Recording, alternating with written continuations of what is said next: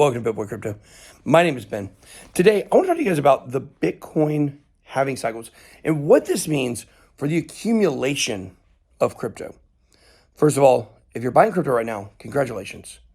We may go down a little bit, but you are coming in at a great time. And this is a message I really want to hammer home this time, because in the last cycle in 2019, which would be the equivalent of where we are here because it's a 4-year cycle, I didn't have as much confidence that everybody was going to get rich. I thought everybody was going to get rich. But now I've got all the confidence in the world of where we're at in this cycle. And in 2019, whenever I hear someone talk about, they started watching my channel in 2019, I know a couple things automatically. I know, number one, they an OG. And number two, I know that they've done very well if they manage their assets well. And they didn't sell or lose all their money, leverage trading, or write it back to zero. People in 2019 that bought crypto, like the prices are still up from 2019. Cardano was at 5 cents. I always like to use Cardano as a good example because to me, it's such a good indicator of where the market is. If you bought Cardano in 2019, you were buying it in between 2 and 5 cents, most likely, maybe 1 cent even. Price, even after a large dip, bottomed out at 20 cents. So you still 4x'd your money. It's not a 4x joke, but you did. You made 4 times your money. Even today, when it bottomed, and I don't know, I think Cardano right now is around 40 cents or so. So in 8x. So it's very important to accumulate crypto during this stage. You need to be looking at what coins you want to buy, looking at where the price of Bitcoin is going. And why do we know that? It's based on the Bitcoin 4-year cycle. Let's talk about the Bitcoin 4-year cycle. It's based off of one very important date, which is going to be the day of the Bitcoin halving. Now, the Bitcoin halving doesn't mean you cut a Bitcoin into 2 pieces. Not what it means. It means that the miners that are mining Bitcoin on the network, when the halving date occurs, they are now receiving literally half the amount of Bitcoin that they were receiving before for the same amount of work and effort in the world of mining. So that's a giant supply shock to the miners. I mean, imagine if it's your job, okay? At your job, all of a sudden, one day they say, we're going to cut your salary in half. Your rewards are going to be cut in half. You'd be like, what the heck? What do I do? How do I make money? You're going to have a supply shock. You're going to have a salary shock, if you will. And really that's what's happening. So it causes all kinds of other things to occur, causes the miners to capitulate. It means miners are, really pumping those machines right as you head to that halving.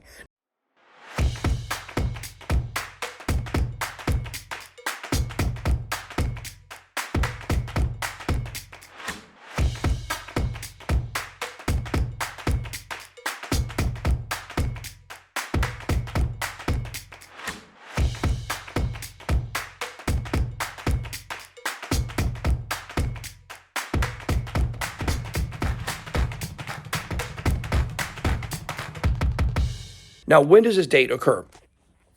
We say every 4 years because it's approximately every 4 years.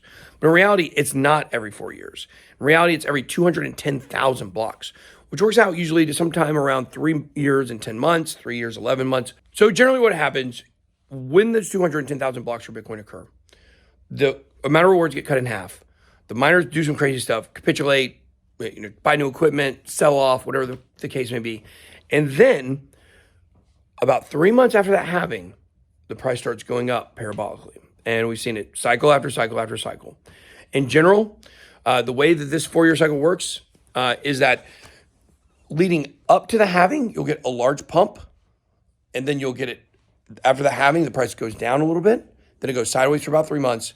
Then it goes parabolic. It will go parabolic all the way until the top of the market. So top of the market, like for instance, in 2021, was in November of 2021. And then the price dropped for a full year until the next November. Exactly 1 year of dramatic falling action. After that falling action has occurred, which would have been November of 2022 at this point, okay? November 2022 at this point. At that point, the price starts slowly moving up.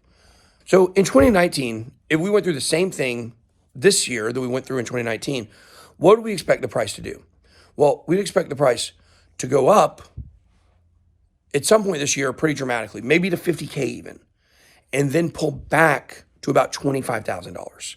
That's what we saw in 2019. It went all the way up to 14,000, pulled all the way back down to 6 to 7K. So that's kind of what we're generally expecting.